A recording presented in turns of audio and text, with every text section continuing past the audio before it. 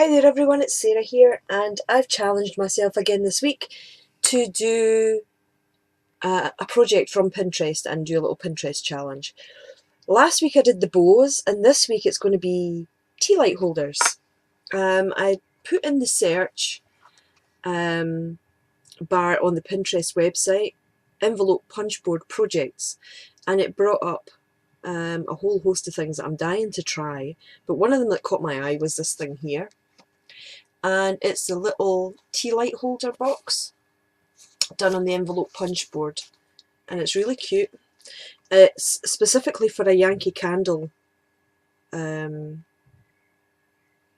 light, but I don't have any at the moment. I've run out. I've got plenty of votives and I've got plenty of the wax melts, but none of the candles. So I've just put a little normal sized metal case tea light in there. It fits, but it's lacking depth because it's just a little skinny one, and it would perfectly fit a Yankee one in there. So the person's name on Pinterest was Poodle's Papercraft, and I believe they also have a YouTube channel as well, and there is a tutorial on YouTube for this. So head on over there. I will leave links below to the YouTube tutorial for this, but I just wanted to show you me doing my little challenge and making it from start to finish. This was my prototype. This was the first one that I done, and it's in Calypso coral with some polka dot paper. There's no tea light in this one, but you can see it's perfect. You could even put little sweets and things in there for kids. Adapt it and make just a little sweetie gifty box. So they're simple to make, and here I go with my challenge. So you'll need an envelope punch board and the little scoring tool that comes with it. And what you want to do is you want to cut a piece of paper that is 4 1/8 and 4 1/8 square. So 4 1/8, 4 1/8 all the way around. And you want to pop it into your envelope punch board, and you want to punch it at 1.5 inches on your board here. So you want to just punch that and then score, and then still on that same side move it along to 2 5/8,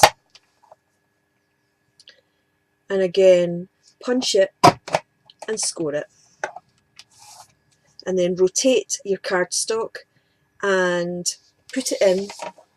I'll turn it round for this.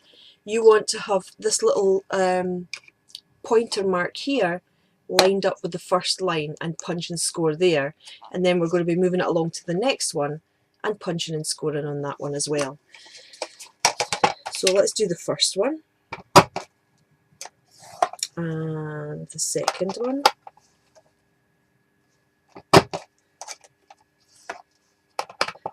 and then turn it again, and then just line it up with the first line, punch and score. Does anyone else have problems with their envelope punch boards sticking?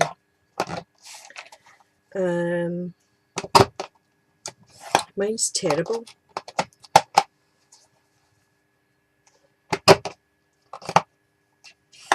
There we go. So this is what you're left with. You know, you've got all your score lines in place. The next thing we want to do is we want to round the corners on all these pointy bits here.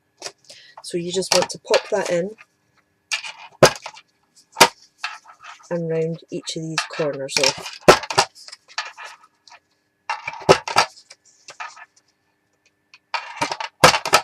There we go. And that's us finished with the board, and then we can just get rid of all the little bits of paper. So what we're going to do now is we're going to fold on all the score lines and just give it a little crease.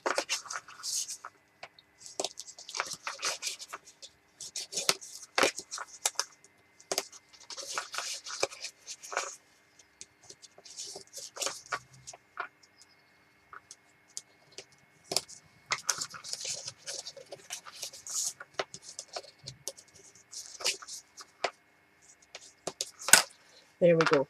Now the next step that we need to do is we need to make incisions, cuts on the cardstock. So what you're going to do is you're going to cut straight down there and straight down here. and on the opposite end, on the opposite side, you need to do the same so that your cuts are going the same way. So just trim that and trim there. Okay, so that you're left with this. Now what I like to do is I like to just snip out. If you can see that here, you can see the actual score line, and I always like to just snip that out, just at a slight diagonal, and it just tidies up the edge, and you get rid of this. You get rid of the little score line. Just take a little wedge out of it, turn it round, and again, just take a little wedge out.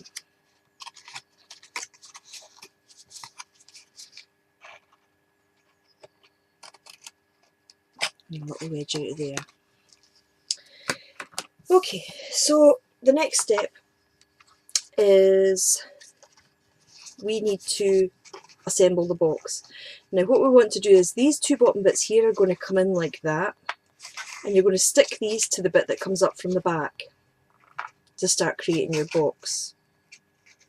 Okay, so what I'm going to do is I'm going to put a spot of glue. You can use tape, you can use glue dots, whatever you've got, but if you want it to stay sturdy and last and hold together, just a little spot of glue on each bit. And then what you want to do is bring that side up and just make sure that your box is square on that edge, and just press it until your glue holds together your side. And then do the same with this bit, bring it in and just make sure that you've got your corner flush and square, and just press it until it sticks together. Okay, so this is our lid part here, and this is the start of forming the bottom of the box. So we're going to bring these two pieces in and this piece up, and then stick those together, and then that's your box more or less done, because you just bring the two bits over on the top and tuck that in, and your box is done. And it's as simple as that. Okay, so what I'm going to do is I'm going to put a little spot of glue just there and pop that together. Now you don't want to bring your sides in too tight, otherwise your box won't close at the top if you've narrowed in your sides too much, you know, like kind of squeezing it in too much from the sides.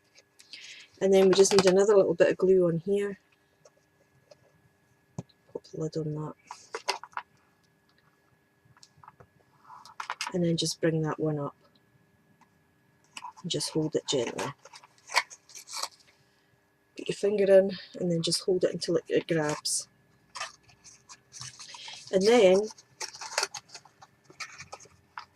that's your little box complete.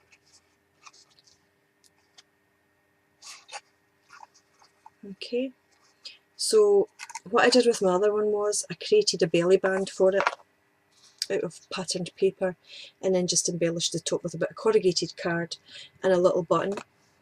So we can do that next. What you're going to need is you need to take a piece of paper, and it's 6 inches. It was 6 inches. It's now 5 1/4 by 1 inch, and that'll fit round there just fine and make a little belly band. Okay, so just going to put a little bit of tape on this. You can have it so that it's fixed, or it will. You can have it so that it's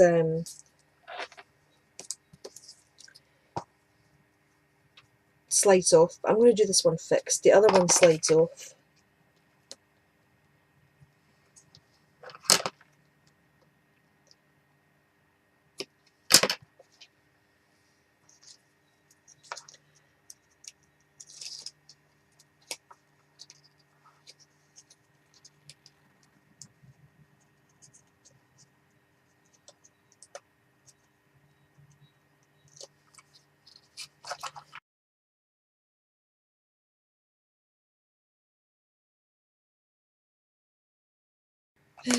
Right, okay, so you want to fix that on there and just pull it round and then make sure that it lines up on the back okay.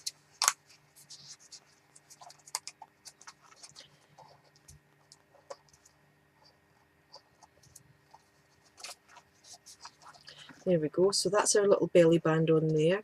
And the next thing that I'm going to do is I'm going to get a bit of corrugated cardstock and just trim that up. Now I used this for a tutorial, when would it have been now? A couple of weeks ago now, showing how you can just paint over corrugated card, and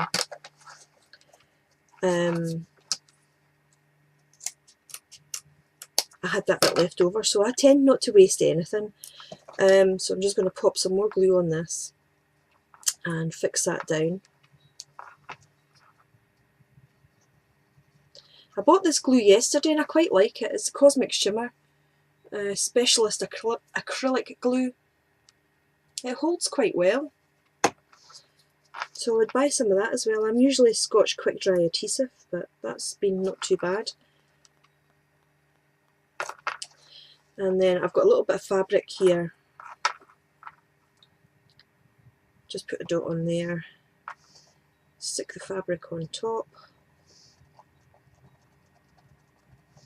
and then I've got a button as well. It's an old vintage button. It's still got some of the thread in it. I'll just pop that on as well.